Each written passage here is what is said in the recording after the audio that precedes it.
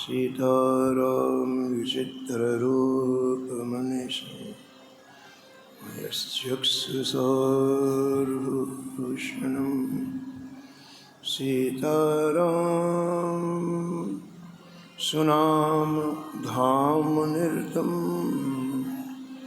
तं सद्गुरुं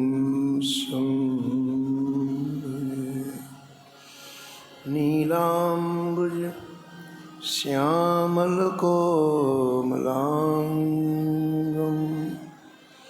सीतासमारोपितवामभागं पाणो महासायकचारुचापं नमामि रामं रघुवंशनाथं। यत्र यत्र रघुनाथकीर्तनं तत्र तत्र कृतमस्तकाञ्जलिं बाष्पवारि परिपूर्णलोचनं मारुतिं नमत राक्षसान्तकं।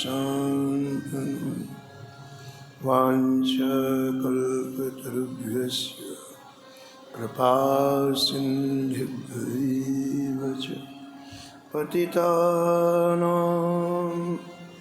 पावनेभ्यो श्रीवैष्णवेभ्यो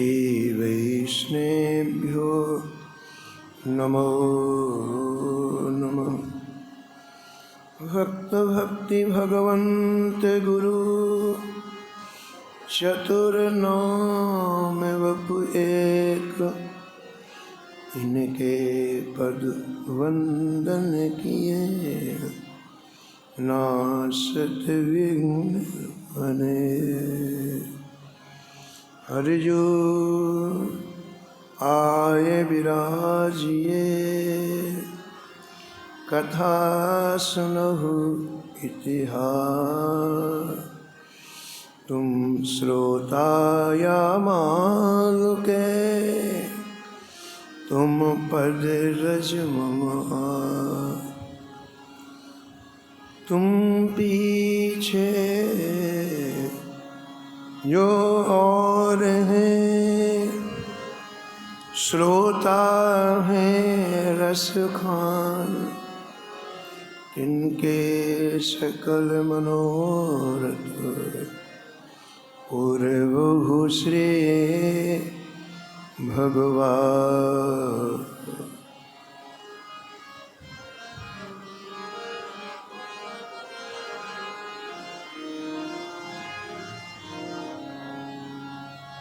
राधे राधे गोविंद गोविंद राधे राधे गोविंद गोविंद राधे गोविंद राधे बोलो गोपाल राधे गोविंद राधे बोलो गोपाल राधे राधे राधे गोविंद गोविंद राधे श्री राधे राधे गोविंद गोविंद राधे राधे राधे गोविंद गोविंद राधे राधे राधे गोविंद गोविंद राधे राधे राधे गोविंद गोविंद राधे राधे राधे गोविंद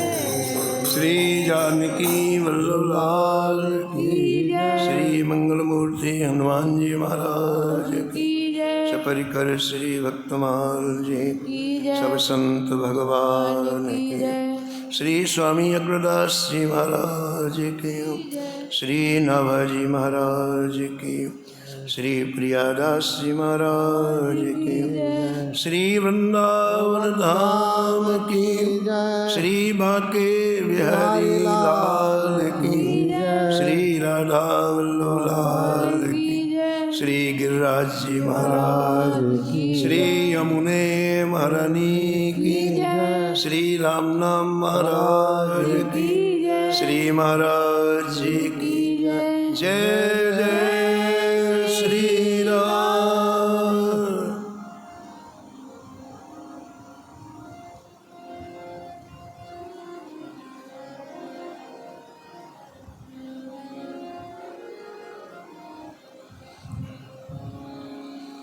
मदन मोहन सूरदास की मदन मोहन सूरदास की नाम श्रृंखला जुरी अटल नाम श्रृंखला जुरी अटल गान काव्य गुण रास सुहृद सहचर्य अवतारी गान काव्य गुण रास सुहृद सहचर्य अवतारी राधा कृष्ण उपास रहस्य सुख के अधिकारी राधा कृष्ण उपास्य रहस्य सुख के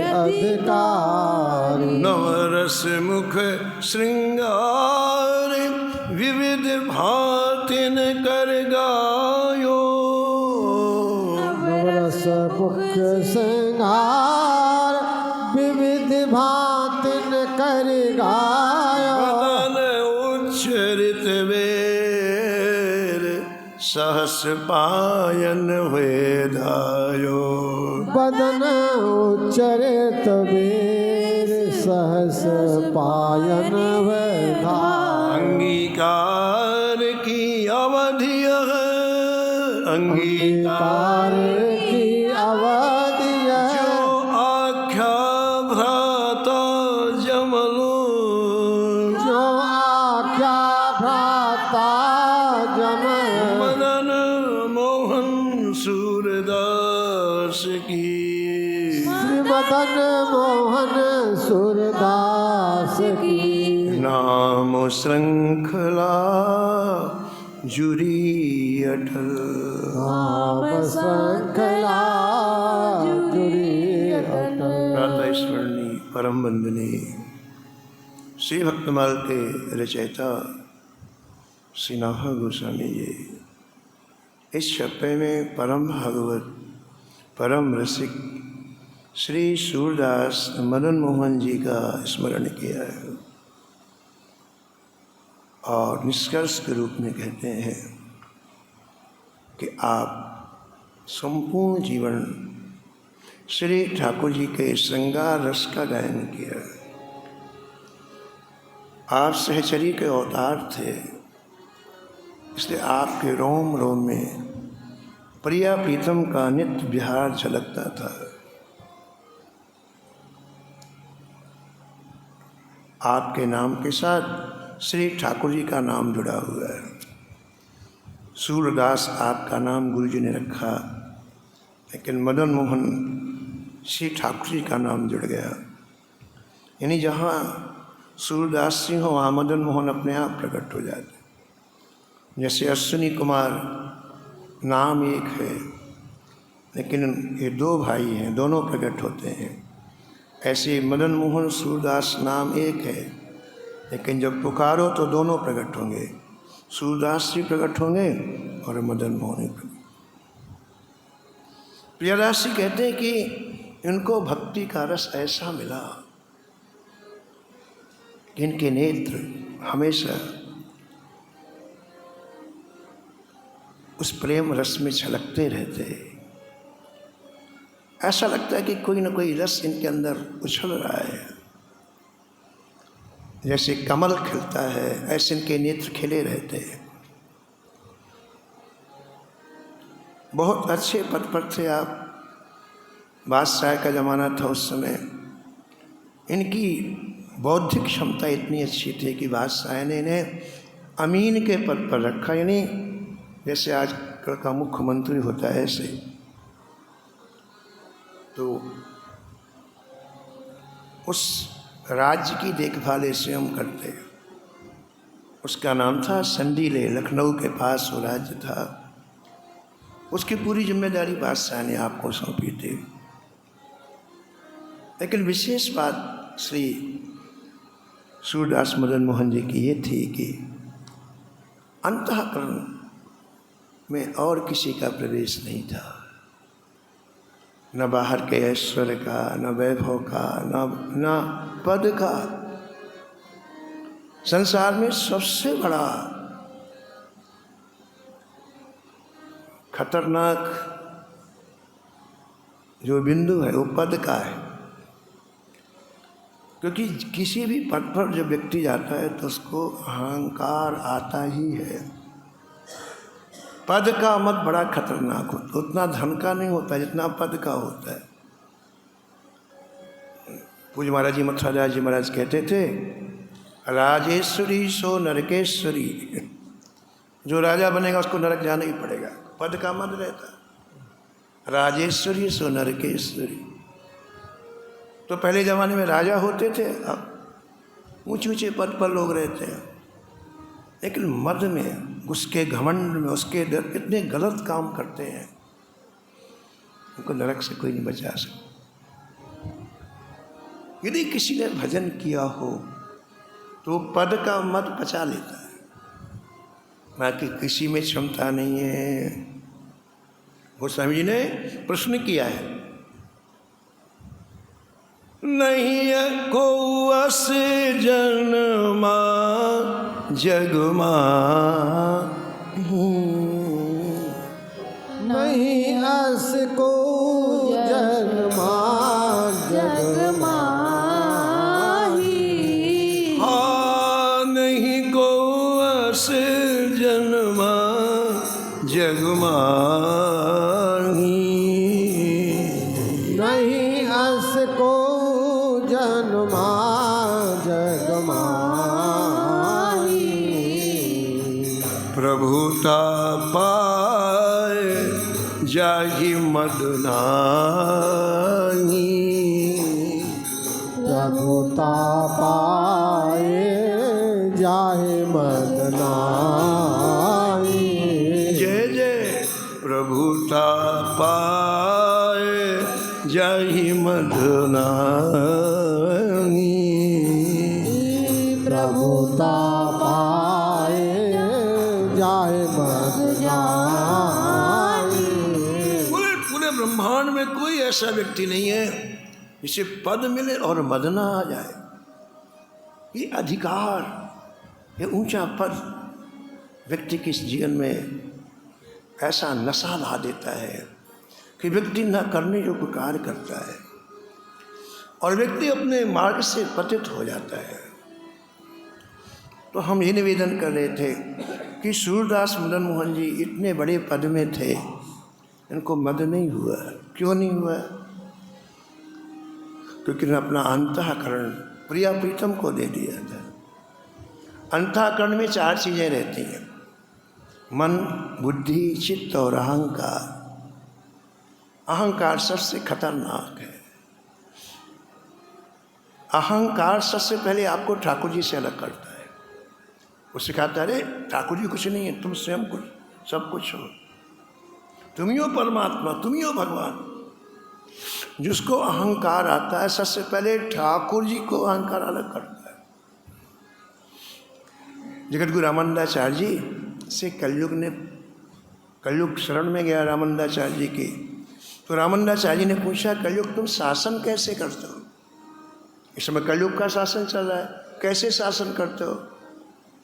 कलयुग ने कहा, महाराज मैं तो एक जगह आराम से बैठता हूँ, मेरा एक सेनापति है जिसका नाम अहंकार है, वो मैंने सबके हृदय में बैठा रखा है और पूरी तरह से आदमी को बर्बाद किए हुए।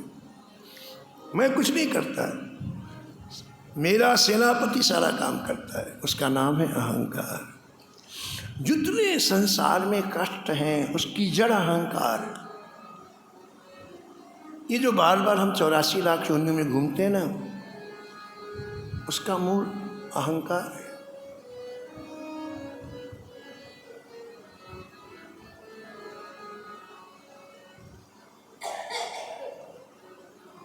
संस्कृत मूल अविद्या नाना, संस्कृत मूल अविद्या नाना, सकल शोक दायक अभिमान, सकल शोक दायक अभिमान, संस्कृत मूल अविद्या नाना, संस्कृत मूल अविद्या नाना, सकल शोक दायक अभिमान, सकल शोक दायक अभिमान।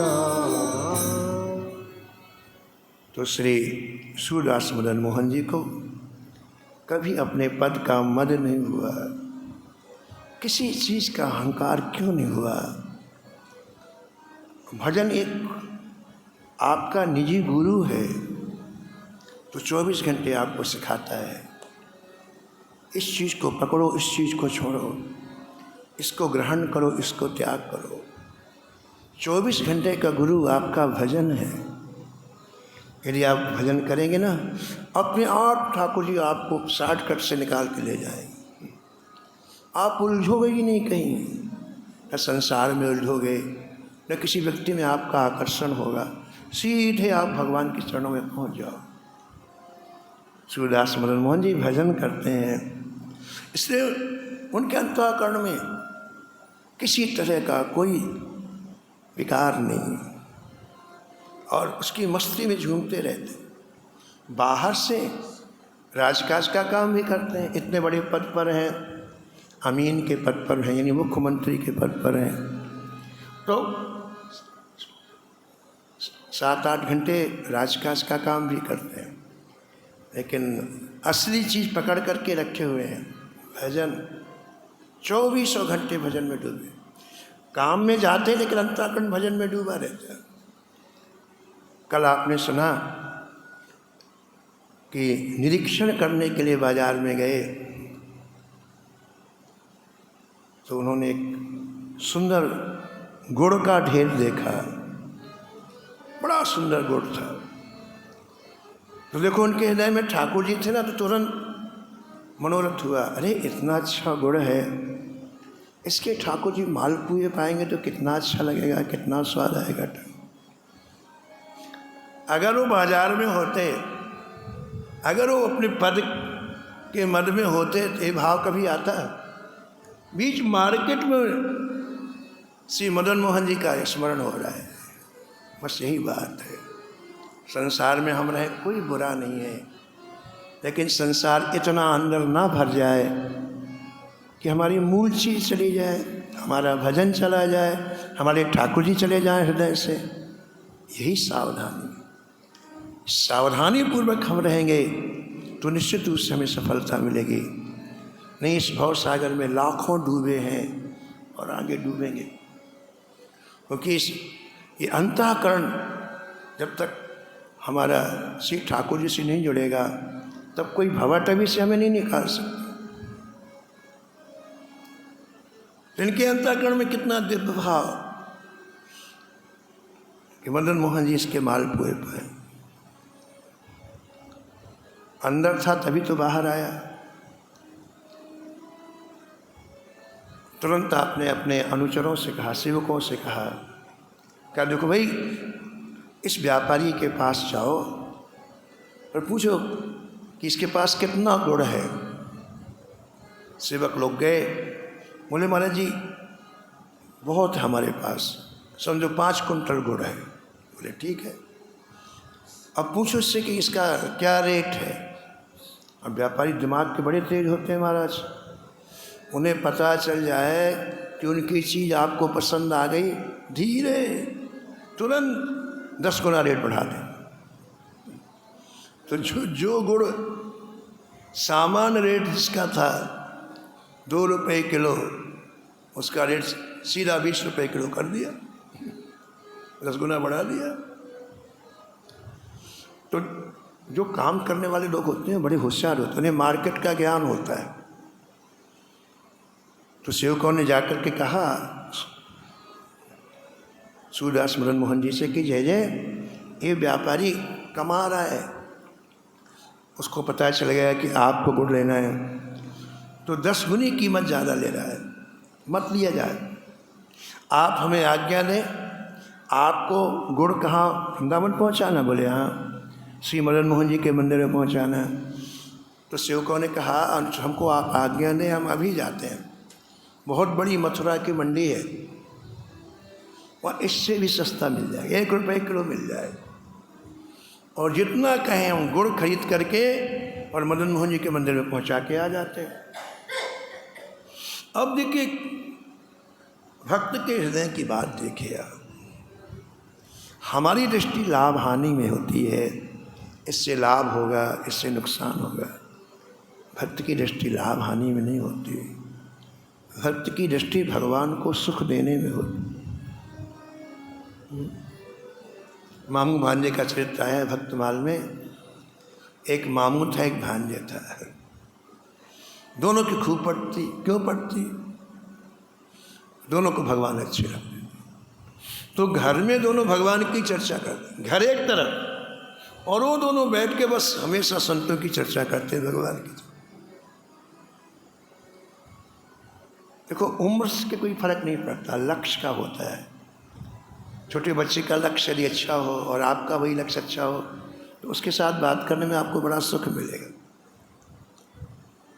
तो मामू भांजे का चरित्र आया भक्त वाले कि दोनों के दोनों एक दिन बात करते करते कहा, मामू ने कहा कि भांजे अब बात ही करते रहेंगे कि भजन भी करेंगे? चलो यहाँ तो अपना मन लगता नहीं घर में, चलो अपन भजन करें। तो जैसे थे वैसे चल पड़े, कुछ नहीं कि ये चीज़ लेना है कि ये चीज़, या किसी को क्या बताना। आप विचार करो, जो भजन नहीं करता उसको आप बताने जाओगे तो कहेगा कि जाओ भजन करो, तो पैर पकड़ के खींचेगा अपनी तरफ, हम नहीं करते तुम भी मत करो। एक व्यक्ति की नाक कट गई तो उसने सोचा सबकी नाक कट जाए, खुद को सोचे किसी की नाक रहे। ऐसे जो व्यक्ति भजन नहीं करता उससे पूछने जाओगे थोड़ी कहेगा भजन करो, पूछने नहीं जाते भजन करने वाले।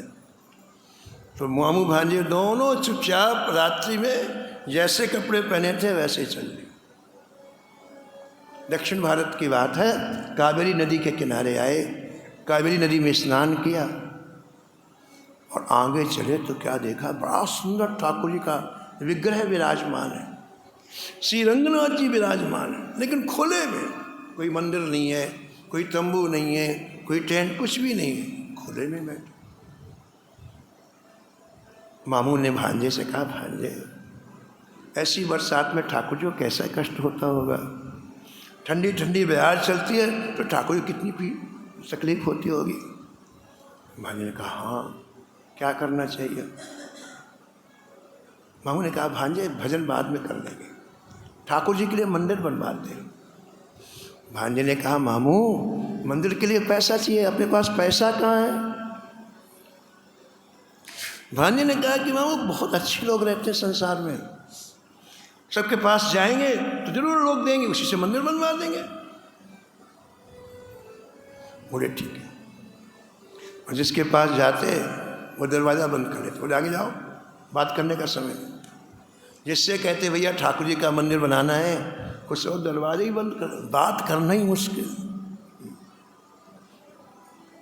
इस संसार में वही आपसे बात करेगा जिससे आपको कुछ लाभ होना होगा, कोई बात करने को तैयार नहीं है।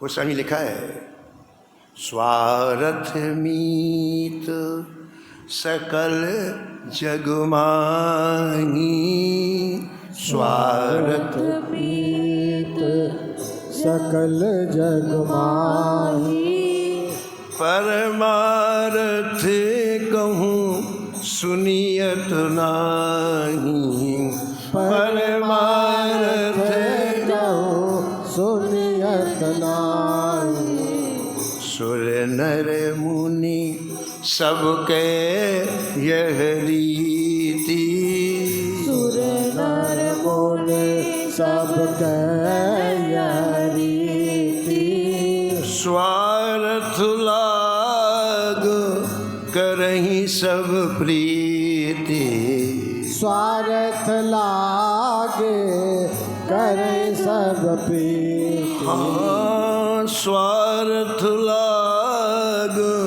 करहीं सब प्रीति, स्वार्थ लागे करे सब प्रीति। वो सभी कहते हैं चाहे वो देवता हो, चाहे मनुष्य हो, चाहे वो कोई हो, स्वार्थ का संबंध होगा तो आपसे बात करेंगे, उनको कोई लाभ होने वाला नहीं होगा, इधर मुँह करके चले जाए। ऐसा संसार है। किसी ने एक पैसा नहीं लिया भैया, एक रुपया नहीं दिया, परेशान हो गए दोनों बेचारे, परेशान। यद्यपि किसी संत को कहीं भी याचना नहीं करना चाहिए, ऐसा लिखा हुआ, कभी मांगना नहीं चाहिए, याचना नहीं करनी। लेकिन ये संत यदि मांगेंगे तो परोपकार के लिए मांगेंगे, श्री ठाकुर जी के लिए मांगेंगे, संतों की से अपने लिए नहीं मांगते।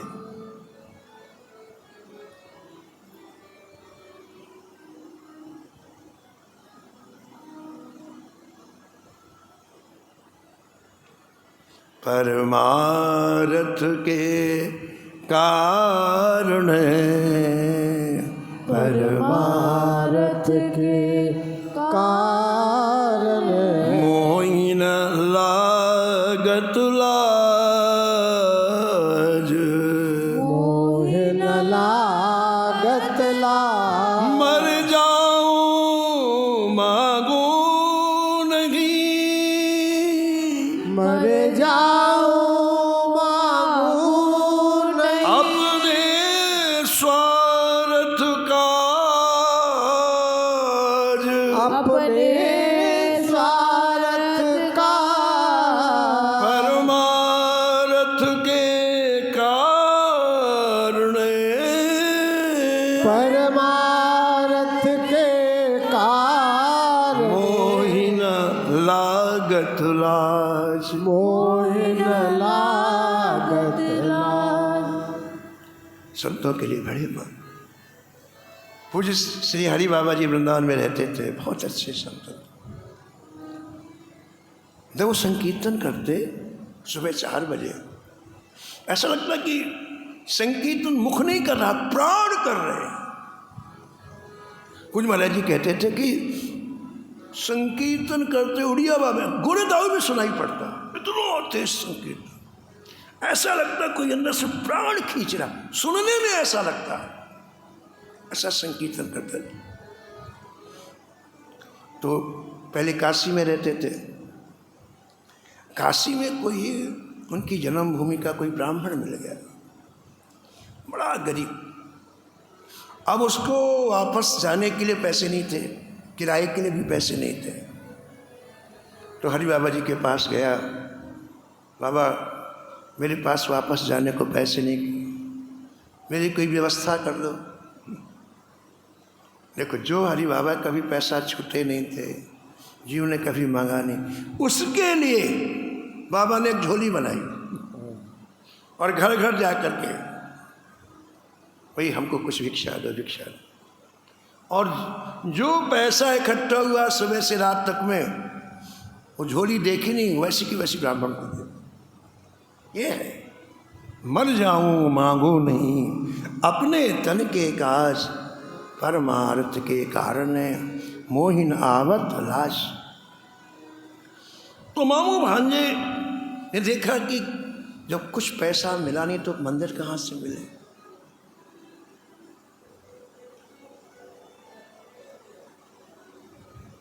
एक विशाल मंदिर दिखाई पड़ा।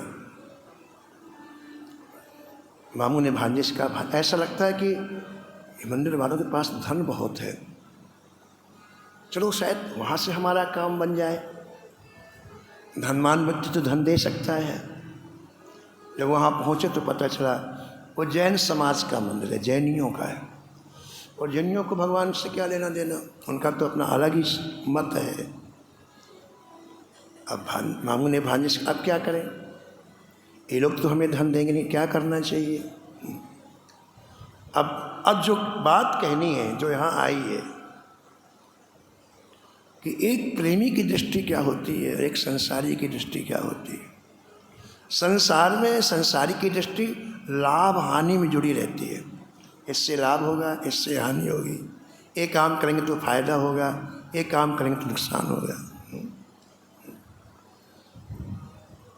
लेकिन प्रेमी की दृष्टि ऐसी नहीं होती है। प्रेमी जहाँ भी जाता है उसकी मन में एक ही भाव, इस कार्य से हमारे ठाकुर जी को सुख मिलेगा, इस कार्य से हमारी ठाकुर जी को प्रसन्नता प्राप्त, ये प्रेमी की दृष्टि है। तो मामू ने भांजे से कहा, भांजे एक काम करें, अपन जैनी बन जाते हैं और जैनी बनने के बाद इतना काम करेंगे, इतना काम, इनका विश्वास जीत लेते हैं और फिर यहाँ से धन ले जा करके श्री रंगनाथ जी का मंदिर बनवाएंगे। अब देखो देखा आपने, बाहर से कैसी विचित्र बात दिखाई पड़ रही है कि भजन करने आए थे और देखो धर्म परिवर्तन कर रहे हैं, धोखा दे रहे हैं। अंदर की बात क्या है, अंदर की बात, हमारे प्रभु को सुख मिले।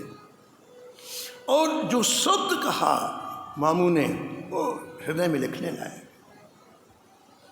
हर चरित्र में एक अद्भुत बात संत के मुख से निकलती है। वाला मामू भांजे के चरित्र का एक ये जो इतना भाग है शब्दों का, बहुत है।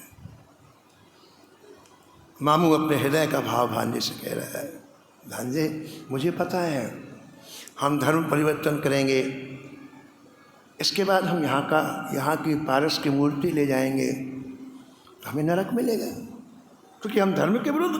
लेकिन हम भले नरक में पड़े रहे, हमारे प्रभु तो सुखी हो जाएंगे, मंदिर बन जाएगा, हम पड़े रहेंगे नरक में।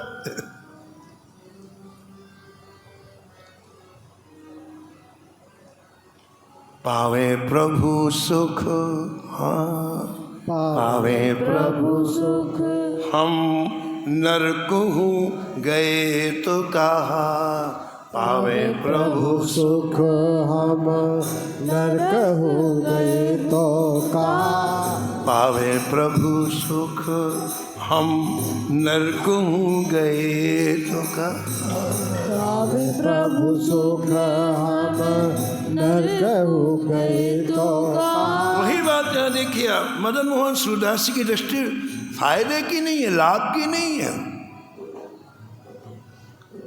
इसलिए उन्होंने सेवकों की बात नहीं मानी कि मथुरा जा करके वहाँ गुड़ खरीदेंगे फिर दे देंगे ना।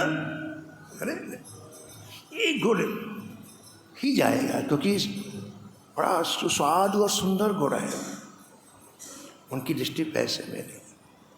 सेवक चुप हो गए, मना कर बोले नहीं यही जाएगा, जाओ पूरा का पूरा गुड़ खरीदो, 2 बैलगाड़ियों में सीधा वृंदावन भेजो। तो ये जो अंदर की बात है ठाकुर जी सुनते हैं, ये ध्यान दो। आपका हृदय जितना ही निर्मल होगा, निष्कपट होगा, ठाकुर जी उतने समीप में आ जाते हैं। ठाकुर जी की को आपको बाहरी वस्तु कुछ भी नहीं चाहिए, कुछ भी। आप किस वर्ण के हैं, किस जाति के हैं, स्त्री हैं कि पुरुष हैं, सुंदर हैं कि असुंदर हैं, कुछ मतलब। ठाकुर जी को तो हृदय का कोई भाव चाहिए, और वो भाव जब आपके हृदय में उदित होता है तो ठाकुर जी आपके समीप में आने लगते हैं।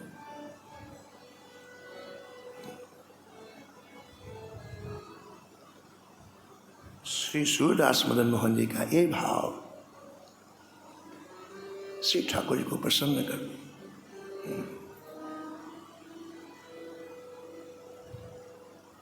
किसी वस्तु में स्वाद नहीं होता है, पदार्थ में स्वाद नहीं होता, भाव में स्वाद होता है। जब भाव की चाशनी में आप कोई चीज़ डुबोते हैं तो बड़ी मधुर हो जाती है, बड़ी रसमय हो जाती है। इन प्रेमियों ने हर चीज ठाकुर जी को भाव की चाशनी में डुबो करके दी, और तभी तो ठाकुर जी ललायत रहते हैं। बेर कोई खाने की चीज है, बताओ आप। आयुर्वेद में लिखा है कि बेर कुपथ फल है, सबसे बेकार बेर फल है। दुनिया भर की बीमारी होती है बेर खाने से। लेकिन जब सबरी ने वही बेर दिया श्री राम जी को, तो एक एक बेर खाते हैं, 1 घंटे प्रशंसा कर, वाह वाह। अरे सबरी, ऐसा स्वाद तो किसी चीज में कभी आया नहीं।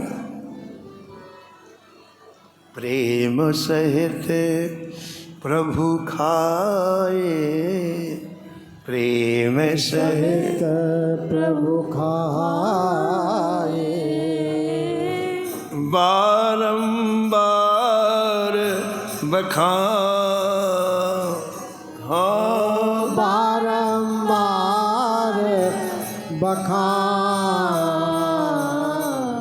कंदमूल फल सुरस्वती, कंदमूल फल सुरस्वती, दिए राम कहूँ आन, राम कहूँ आन, प्रेम सहित प्रभु खाए, प्रेम सहित प्रभु खाए, बारंबार बखान, बारंबार बखान। कौन ठाकुर है जिसके चरण महालक्ष्मी दबाती है। सृष्टि में जितना ऐश्वर्य महालक्ष्मी जी का दिया हुआ है, जिनके चरण महालक्ष्मी दबाती हैं, वो गुड़ के मालपुए की तरफ देख रहा है, कब आए कब मैं खाऊं।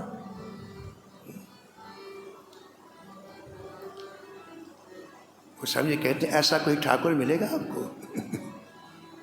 ऐसी कौन प्रभु की रीति, ऐसी कौन प्रभु की विरद हेतु पुनीत पर हरि, विरहित पुनीत पर आमरन पर प्रीति, आमरन पर प्रीति। ऐसी कौन प्रभु की रीति, ऐसी कौन प्रभु की रीति। बैलगाड़ियों में गुड़ चला लखनऊ के पास से, संडीले से। 2 दिन लग गए बैलगाड़ी सीधा वृंदावन पहुंचने में। दूसरी रात्रि में 10 बजे बैलगाड़ी अभी जहाँ मदन मोहन जी का मंदिर बना ना, वहाँ पहुँची। मंदिर 9 बजे बंद हो जाता था। मेन फाटक अंदर से बंद था, ताला लगा हुआ था। बैलगाड़ी वाले पहुँचे, आवाज़ लगाई, राधे राधे राधे की आवाज़ लगाई। अंदर से जिसकी ड्यूटी फाटक खोलने और बंद करने की थी, वो बोला, भाई साहब रात में फाटक नहीं खुलेगा, सुबह 5 बजे फाटक खुलेगा। यहाँ नियम है 10 बजे से 5 बजे तक फाटक बंद रहता रात। और जो बैलगाड़ी वाले गुड़ लाए थे, 2 रात से सोए नहीं थे, भूखे प्यासे, क्योंकि सामान था ना बैलगाड़ी में, चोरी हो जाए कुछ हो जाए। तो बेचारे न सोए न खाए, बड़े थके थे। उन्हें हाथ जोड़ करके फाटक वाले से कहा, भैया केवल तुम फाटक खोल दो, हम गाड़ी अंदर खड़ी कर दें तो कम से कम रात में सो तो लें। हम बहुत थके हैं। गाड़ी चाहे तुम कभी खाली करो, सुबह करो, दो, हमको मतलब नहीं, लेकिन बाहर हम सो भी नहीं पाएंगे। एक बार बैलगाड़ी आश्रम के अंदर आ जाएगी, एक बार निश्चिंतापूर्वक से, तो उसको दया आ गई। उसने फाटक खोला, बैलगाड़ी अंदर खड़ी हुई और जो बैलगाड़ी लाए तो गहरी नींद में सो गए। अब जिनके लिए गुड़ आया इतनी दूर से, और गुड़ ऐसा नहीं, कई गुना अधिक कीमत दे के आया, उस भक्त की भाव की पूर्ति के लिए श्री ठाकुर जी रात्रि में 12 बजे मंदिर के अंदर से जोर जोर से आवाज लगाने लगे, पुजारी पुजारी पुजारी। और ठाकुर जी की आवाज जहां पुजारी सो रहा था उसके कान में गूंज रही। 12 बजे के बाद तो सब गहरी नींद में सोते ना, तो पहली आवाज में तो उठाने वाली भ्रम हो रहा है कहीं से आवाज, तो भगवान और तेज बोले, फिर भी नहीं उठे। तीसरी आवाज में और तेज बोले, अब वो घबरा गया, अरे तो ठाकुर जी की मंदिर से आवाज आ रही। अपने कमरे से निकल के गया, ठाकुर जी के दरवाजा बंद था, आवाज अंदर से आ रही थी। पुजारी ने कहा, जय जय सरकार, क्या आज्ञा है? ठाकुर जी बोले, पुजारी हमको बहुत कस के भूख लग आई है। अब भूख कभी भी लग सकती, कोई जरूरी थोड़ी है, भूख तो भूख। पुजारी ने कहा, जय जय मैंने थाल रखा है 9 बजे, ब्यारू मतलब इससे कि हमको भूख लगी है, हमारी बात को नहीं सुनता है, हमको कस के भूख लग आई है। अब पुजारी चुप हो गया। सुनो, हम अभी गरम मालपुआ खाएंगे, और मालपुआ खीर में ही अच्छे लगते हैं, इसलिए गरम गरम मालपुआ खीर के साथ जल्दी भोग लगाओ। और सुनो, जो अभी अभी गुड़ आया है उसके मालपुआ बनवाना। पूज्य महाराज जी सिमरतलाल जी महाराज कहते थे, ऐसा क्यों कहा ठाकुर जी ने? ऐसा इसलिए कहा, वहाँ का जो कोठारी था ना, जो सामान वामान रखता है आश्रम में, कोठारी होता है, बड़ा कंजूस था। भगवान जानते थे कि वहाँ कंजूस है। वो क्या करता, नई चीज तो अंदर रख देता, पुरानी चीज निकालता था। अब वो जो 8-10 महीने में जब बिल्कुल खराब हो तब बाहर निकालता। भगवान की बात पता थी कि गाड़ी से गुड़ उतरा, इसने अंदर रखा, पुराना निकाल के दे गए। मालपुआ हमको इसी गुड़ के पाना है, जिसको इतनी कीमत दी, जिसकी सूरदास मन में इतनी कीमत दी, हमको उसी गुड़ के मालपुए पर, इसलिए साफ पुजारी से इसी गुड़ के मालपुआ बना। अब तो ठाकुर जी की आज्ञा हो गई। रात में स्नान वगैरह करके मसाल चूल्हा चिताए गए, अब बढ़िया शुद्ध घी के मालपुआ बनना प्रारंभ। खटाखट मालपुआ बने, खीर बनी, दिव्य थाल सजाया गया ठाकुर जी का। पुजारी जी थाल लेकर ठाकुर जी के सामने रखे, और ठाकुर जी बड़े प्रेम से आरोगने लगे। प्रियदास लिखते हैं, आए निशि भय श्याम कियो आज्ञा जोग लेके, आए निशि भय श्याम कियो आज्ञा जोग लेके, आए निश भय श्याम कियो आज्ञा जोग लेके, आयो निस भय श्याम कियो आज्ञा जोग लेके, अब ही लगाओ भोग जागे फिर पाए हैं, अब ही लगाओ भोग जागे फिर पाए हैं। हाँ, अब ही लगाओ भोग जागे फिर पाए हैं, अब ही लगाओ भोग जागे फिर पाए हैं, जागे फिर पाए हैं, जागे फिर पाए हैं, जागे फिर पाए हैं, जागे फिर पाए हैं। श्री ठाकुर जी ने श्री मदन मोहन सूरदास जी के हृदय के भाव को पूरा किया। गीता में लिखा है, हे यथा माम प्रपद्यन्ते तास तथैव भज। मेरे को जैसा भक्त चाहता मैं भी उसको वैसा ही चाहे। भक्त की इच्छा है कि मान को अभी पाए तो मैं अभी पाऊंगा, ये करके दिखाया ठाकुर। इस घटना को जैसे सूरदास मदन मोहन जी ने सुना, उनकी आंखें भर आई। अपने मन को समझाए न, अरे मन, इतने दयालु कृपालु ठाकुर को छोड़ के तू कहाँ भटक रहा है?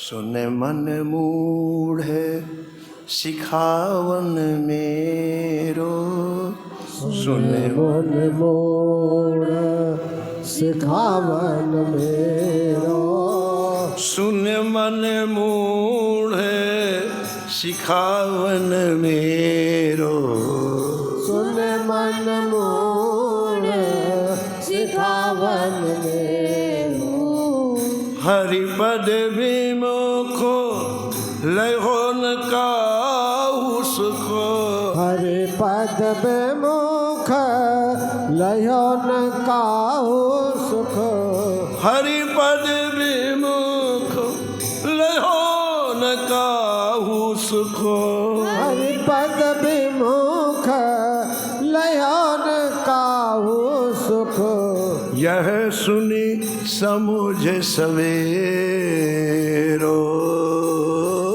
यह सुन समुझे सवेरो, सुने मन मूढ़ सिखावन मेरो, सुन मन मूढ़ सिखावन मेरो, सुन मन मोड़ सिखावन मेरो, सुन मन मोड़ सिखावन मेरो, छुटे न विपति भजे बिनु रघुपति, छुटन विपत भजे बिनु रघुपति, छुटे न विपति भजे बिनु रघुपति, छुटन विपत भजे बिनु रघुपति,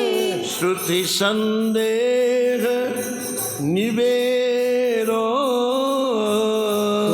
संदेह निबेरो, तुलसीदास सब आस छोड़ के, तुलसीदास सब आस छोड़, हाजी तुलसीदास सब आस छोड़ के, तुलसीदास सब आस छोड़ के, हो राम के चेरे, हो राम चेरो, सुन मन मूढ़ सिखावन मेरो, सुन मन मोड़ सिखावन मेरो, सुन मन मूढ़ सिखावन मेरो, मन मोड़ सिखावन मेरो, हाँ सुन मन मूढ़ सिखावन मेरो, सुन मन मोड़ सिखावन मेरो। इस तरह से भगवान ने भक्त के मनोरथ को पूर्ण किया। शेष कथा अगले क्रम में श्रवण करेंगे। समय की मर्यादा में वाणी को यहीं विराम। नमो नमो श्री भक्त सुमाल, नमो नमो श्री भक्त सुमाल, जाके सुनत महात्म नासत, जाके सुनत महात्म झलकत राधा नंदलाल। उर्गर सत राधा नंदलाल। गद गद स्वर पुलकित अंग अंगनी। गद गद स्वर पुलकित अंग आंगन। रोचन बरसत हसुअन जाल।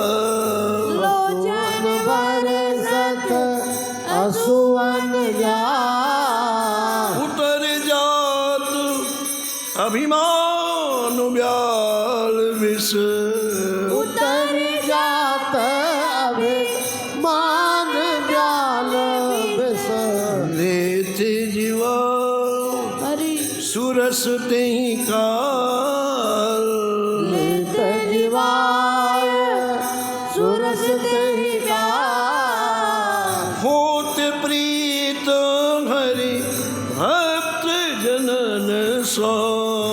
होत प्रीत हरि भक्त जनन सो। लेत शीघ्र हटि चरण प्रछाल। लेत शीघ्र हट चरण प्रछाल। तजत कुसंग लेत सत्संगति। तजत कुसंग लेत सत्संग। जय जय भाग जगत को अद्भुत भाल। भाग जगत को अद्भुत भाग। निशिवासर सोवते अरुजागत। निस्वासर सोवत अरुजागत। रोम रोम हुए करत निहाल। रोम रोम करत निहाल। श्री अग्र नारायण दास प्रिया प्रिय। अग्र नारायण दास प्रिया जय प्रिय। जय प्रगति जीवन रसिक रसाल। प्रगति जीवन रसिक रसाल। नमो नमो श्री भक्त सुभाल। नमो नमो